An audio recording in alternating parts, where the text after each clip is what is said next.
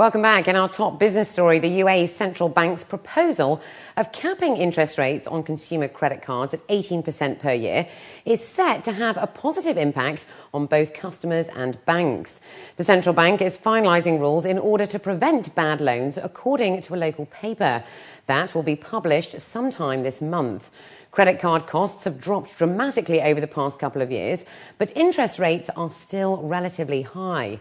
Currently, UAE banks charge up to 36% per year, while the rate stands at 18% in Qatar and Kuwait and up to 24% in Saudi Arabia. Financial experts say that the move to bring down rates will help banks to become more sustainable in the future. Sudanese Oil Minister Awad Ahmed Al-Jaz expressed his country's interest in tapping the UAE's expertise in the oil industry on Wednesday. He further expressed Sudan's preparedness in supporting all UAE's businesses interested in investing in the country's oil sector. Al-Jaz made his remarks during a meeting with the ambassador of the UAE to Sudan, Hassan Ahmed Al-Shedi. The ambassador reiterated the UAE's interest in promoting relations with Sudan in service of their common interests. Majid Al Futtaim Holding, the Gulf operator of malls and sole franchisee of Carrefour, has raised $400 million in its 5-year sukuk. The Islamic bond was raised at 5.85%, 5 times oversubscribed with 140 orders. There was also a well-diversified interest from investors, with 14% from Asia, 32% from Europe and 54% from the Middle East. Banks made up 52%, fund managers at 42%, and private banks represented 6%. The certificates will be issued under the company's $1 billion Reg S Sukuk program that was set up earlier this year. The certificates will mature in 2017 and will pay a profit rate to investors of 5.85% per annum. And with that, let's now take a look at the stock indices across the GCC.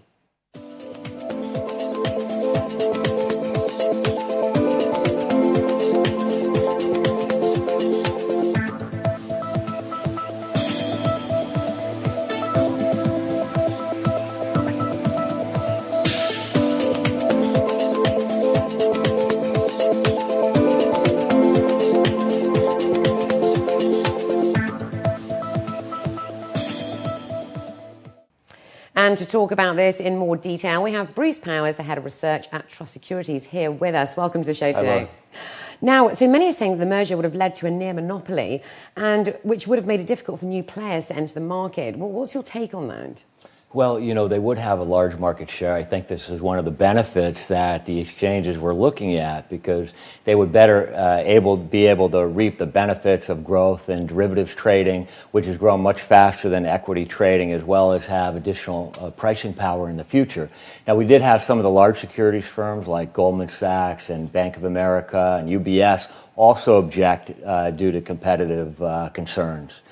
The combined entity would have had 90% of the Europe's exchange-traded derivatives market, which includes futures and options. So that's a pretty good size. In addition to that, on the clearing side, they have both of the systems that the two exchanges use create a lot of barriers to entry to new players in the clearing side of the market. So there was a lot of concern by regulators because of that as well.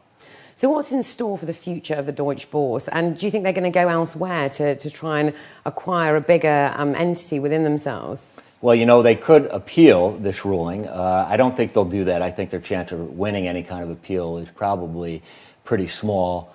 We have had a couple other exchange merger attempts over the last year. NASDAQ and Intercontinental Exchange tried to buy New York Stock Exchange, Euronext.